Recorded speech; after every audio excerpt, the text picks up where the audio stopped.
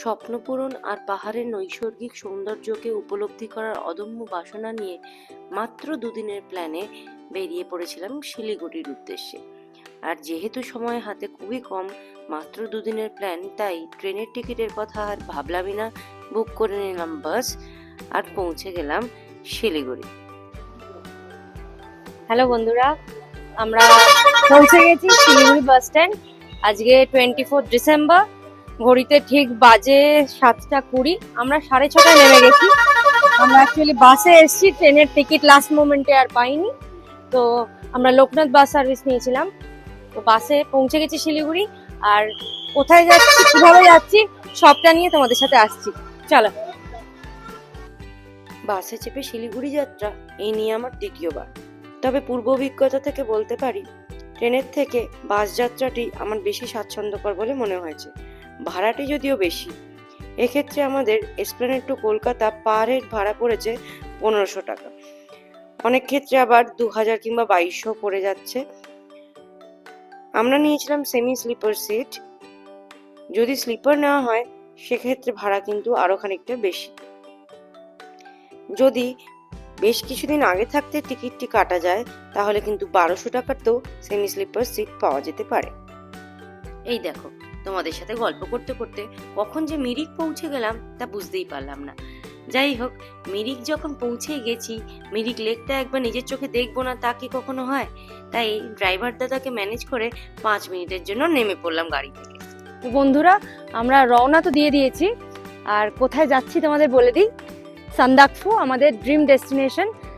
আমরা যাচ্ছি মিরিকের রাস্তাটা হয়ে মানেভঞ্জন। আজকে আমরা মানেভঞ্জনে স্টে করব, সেই জন্য মিরিক লেকটা টুক করে একটু ঘুরে, তারপর গোপালধারা টি এস্টেট ঘুরে মানেভঞ্জনে আজকে স্টে।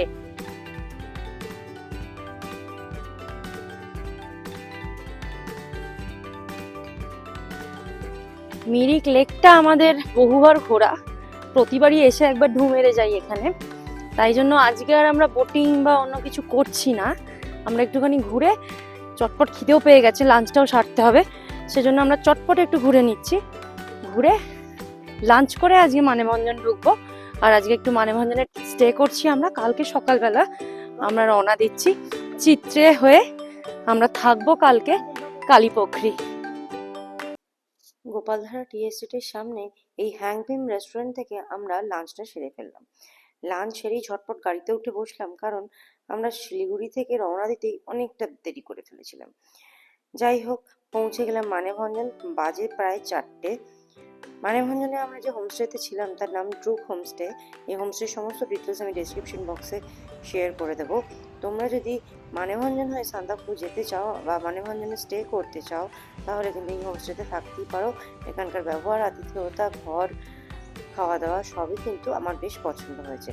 আর আমরা যে ঘরে ছিলাম সেই ঘরের ঠিক বাইরেটা থেকে ভিউটা এরকম ছিল। কাঞ্চনজঙ্ঘাও বেশ ভালো দেখা যাচ্ছিল ঠিকই, কিন্তু সেটা ক্যামেরা বন্দি করা সম্ভব হয়নি, কারণ প্রায় সন্ধে হয়ে এসেছিল। সান্দাকফু যাওয়ার জন্য তোমরা মানেভঞ্জনে একদিন স্টে করতেও পারো, আবার নাও করতে পারো। গুড মর্নিং বন্ধুরা, আজকে আমাদের ডে 2 সান্দাকফু ট্যুরের। আমরা মানেভঞ্জনেই আছি।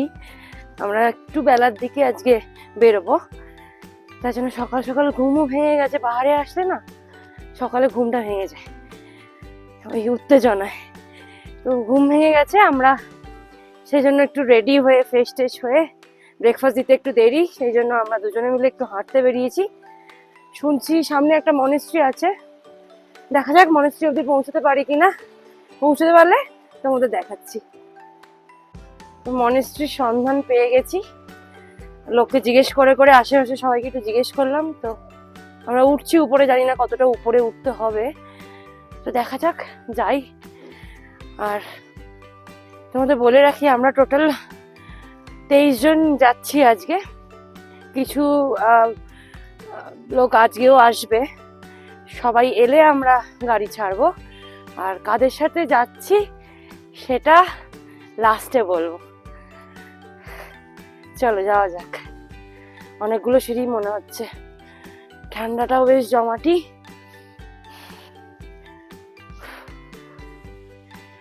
এই হলো মনেস্ট্রির সিঁড়ি, আমরা উঠছি এখনো। লোকে বলছে মনেস্ট্রি, আমার মনে হলো এটা টেম্পল, নট মনেস্ট্রি। তো ফাইনালি এটা মনেস্ট্রি নয়, এটা একটা টেম্পল। উঠে পড়েছি উপরে। এই হলো টেম্পলটা।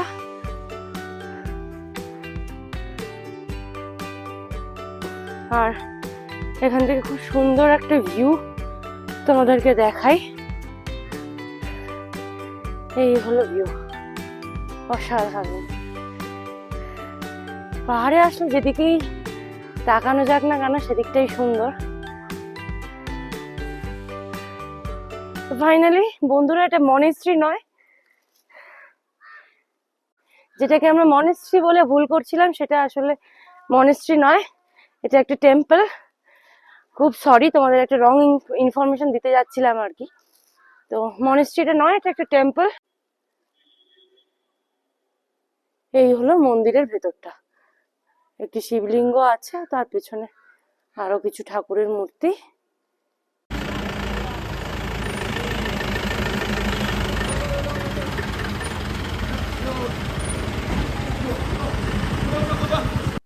মানেভঞ্জন থেকে টংলু, টুমলিং কিংবা সান্দাকফু ফালুট যেতে গেলে এই অ্যাসোসিয়েশন থেকে তোমাদের গাড়িটা বুক করতে হবে।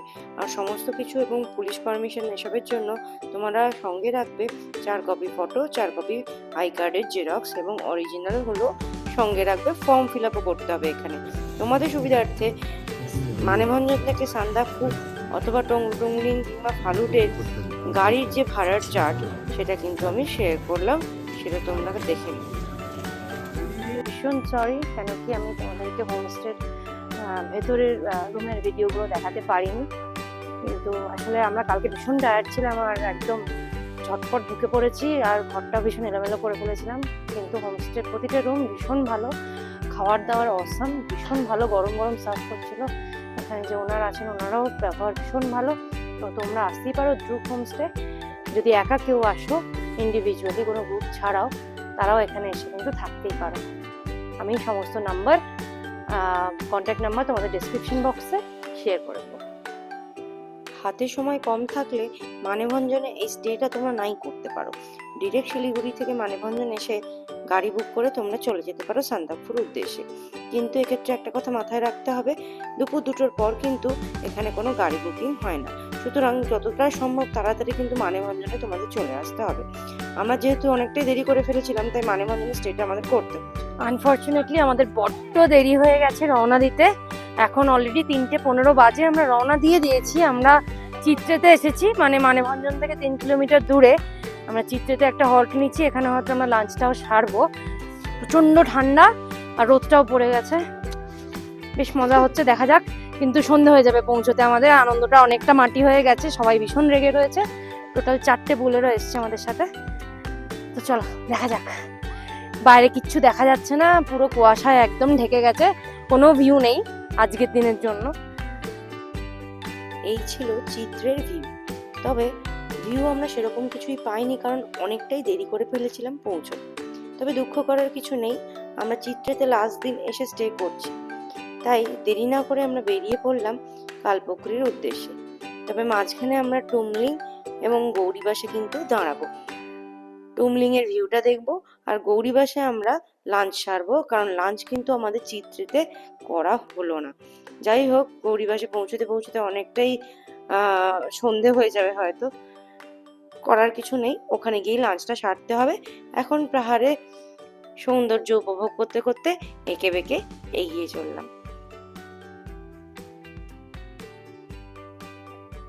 তো আমরা চলে এসেছি টংলু হয়ে টুমলিং এ ঢুকেছি, কিন্তু টুমলিং এ আমরা থাকছি না, এখানে স্টে পাওয়া যায়নি। তো চিত্রেতে আমাদের লাঞ্চটাও হয়নি, আমরা গৈরিনিবাসে গিয়ে লাঞ্চটা করব।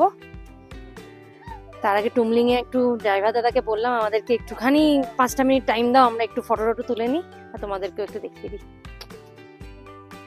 এই ছিল টুমলিং এর ভিউ। তবে আমরা যদি আরো একটু আগে এসে পৌঁছতে পারতাম তাহলে আরো ভালো লাগতো। কিন্তু যাই হোক, টুমলিংটা আমার অসাধারণ লেগেছে। সবাই মিলে গাড়ি থেকে একটু নেমে পড়েছিলাম ফটো সেশন করতে, কারণ সবারই মন খারাপ ছিল। সকাল থেকে মানেভঞ্জনে আমরা অনেকটা সময় নষ্ট করে ফেলেছি, কারণ গাড়ি পাওয়া যাচ্ছিল না মানেভঞ্জন থেকে।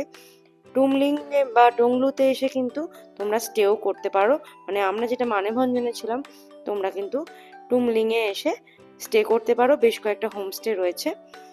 আমরা গৌরীবাসে চলে এসেছি, এখানে আমরা লাঞ্চ সারবো। এখন বাজে 5টা, প্রচণ্ড খিদে পেয়েছে, ক্ষুধার্ত সবাই। তো লাঞ্চে কি পাওয়া যায়, ভাত ফাত তো আর পাওয়া যাবে না, আমরা সবাই মোমো দিয়ে লাঞ্চ সারছি আপাতত। এরপরে আরো 1 ঘন্টা মোটামুটি জানি, তারপরে পৌঁছবো কালীপুর। সবাইকে একটু দেখিয়ে দিই আমাদের টিমে, সবাই একটু হাই বলে দাও।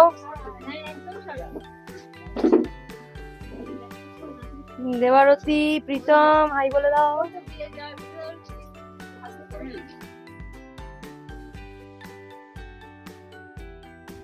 গৌরীবাসে লাঞ্চ সারতে সারতেই হয়ে গেল সন্ধে। সবাই মিলে ঝটপট গাড়িতে চড়ে পড়লাম, আর ড্রাইভারদের মুখে শুনলাম আর নাকি 1 ঘন্টার দূরত্ব কালপুকুরি, যেখানে আমাদের আজকে স্টে। যাই হোক, রাস্তা ভীষণ বাজে, ঘুটঘুটে অন্ধকার রাস্তায় অ্যাডভেঞ্চার করতে করতে পৌঁছে গেলাম কালপুকুরি ঠিক 6:30 নাগাদ। পৌঁছতে না পৌঁছতেই চা স্ন্যাক্স দিয়ে দিল। তারপরে সবাই যে যার ঘরে ঢুকে একটু ফ্রেশ হয়ে নিয়েই আবার ডাইনিংয়ে বসে আড্ডা, তারপরেই ডিনার, আর পরের দিনের প্ল্যানিং শুরু। সান্দাকফু ট্রিপের লাস্ট 2 দিন আমরা কোথায় থাকলাম, কি করলাম, সবটা নিয়ে কিন্তু আসছি পরের পার্টে। আর তোমাদের কিন্তু তার জন্য চোখ রাখতে হবে আমার চ্যানেলটিতে। চ্যানেলটি ভালো লাগলে লাইক, সাবস্ক্রাইব ও শেয়ার করতে কিন্তু একদম ভুলো না।